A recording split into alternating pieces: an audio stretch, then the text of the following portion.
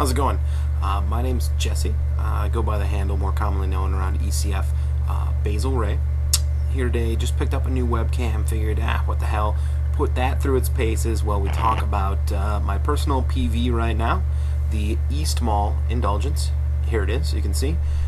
It's a pretty nifty little device. It's very, very versatile. Really, this would be a pretty killer first PV for just about anybody. Let's take a peek at it. It does separate into three pieces. Bottom part is battery sleeve. So here you can see the top part is the button, and then the connector, we'll get into that in a second. Bottom part's just a battery sleeve. I personally don't have the extender sleeve to run at 6 volts. But I really like 3.7. I find myself pretty at home at 3.7, especially when we take a low resistance atomizer and fire that up as well. Set that to the side for a second here. So now I'm going to unscrew the top cap from the button. So here's the button section. You can see in there's a little battery post. That's where the battery makes contact. Nothing's going to get through here, so even if some juice does leak by onto this post here, by the off chance that that's possible, which it pretty much isn't with this device, you're not going to get anything down to the battery. So that leaves the last piece here. Some of the devices that they've put out come with multiple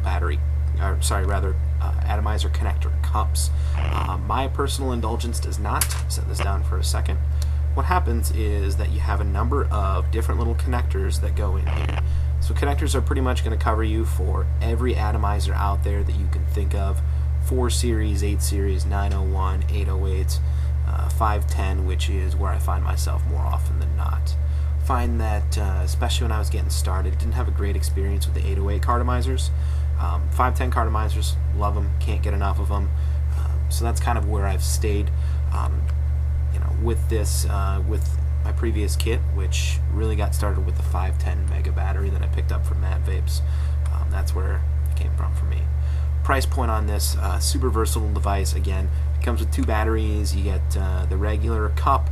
You do get a charger as well. You get all the connectors, and mine happened to come with a low resistance atomizer. Standard $60 where they get it from East Mall. A couple other places I happened to get mine from Vapor Junction when they had their grand opening sale. I know that esigmall.com sells them as well. Mine came from Vapor Junction during their grand opening. Dex was running a hell of a special, 20% off of all your orders. So I picked mine up at a really great price. Really made it a pretty easy decision for me to pull the trigger.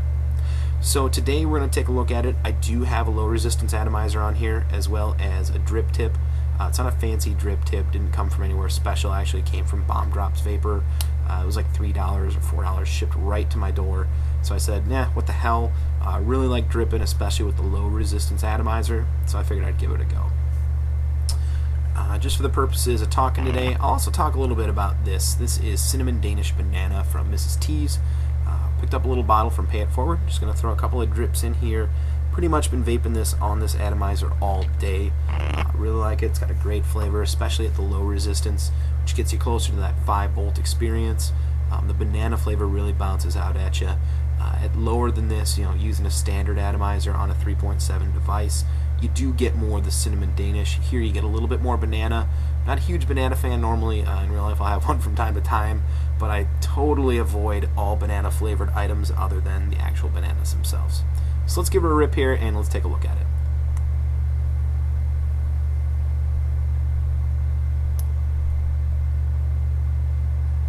Great vapor production.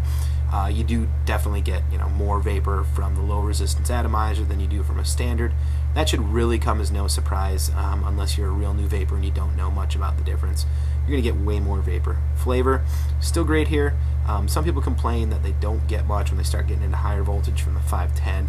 Now obviously at 3.7 volts I'm not running true high voltage, but with the lower resistance atomizer pretty close. Still tastes great, puts out lots of vapor, nice thick clouds. This particular juice, I'm not sure the blend on it here. I imagine it's probably leaning towards the all PG side, which if that's the case, well, hot damn, that's some great vapor.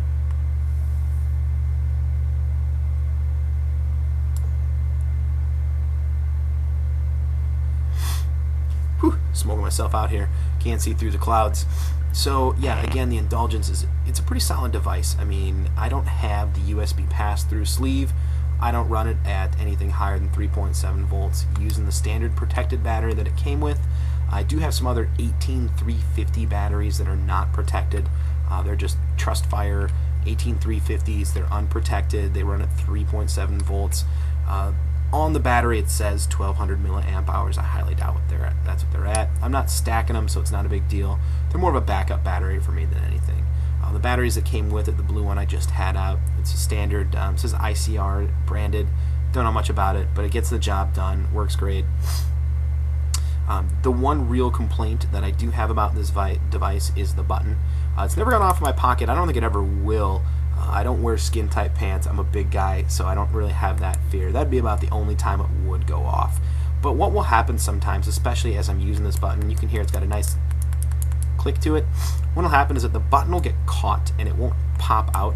It'll still take a bit of a press to get it to fire, but it won't pop back out right, so you don't get that complete tactile response like you normally do. If you press it in, give it a little bit of a spin clockwise, you'll usually free it back up. Then you'll be back to clicking. Here you can see I've got it spun a little bit. Doesn't click quite as nicely as it was. Spin it back out. There it is, clicking again. That's the only real complaint I have about this. Otherwise, you know, for the $60 plus the 20% off that I got for it, it's a hell of a device. You know, I've thought about some other devices. My roommate has the SB Silver Bullet. My good buddy has the BB. They're fantastic. They paid a lot more for them. I have a hard time justifying an extra $25 over this for the BB, which is also, you know, natively a 3.7 volt device, especially when you have to factor in that you don't get batteries, you don't get a charger for that $85. So here, $60, you're ready to roll. You throw in a juice order, maybe grab yourself some cartomizers, and off you go. So leave you guys with one last shot.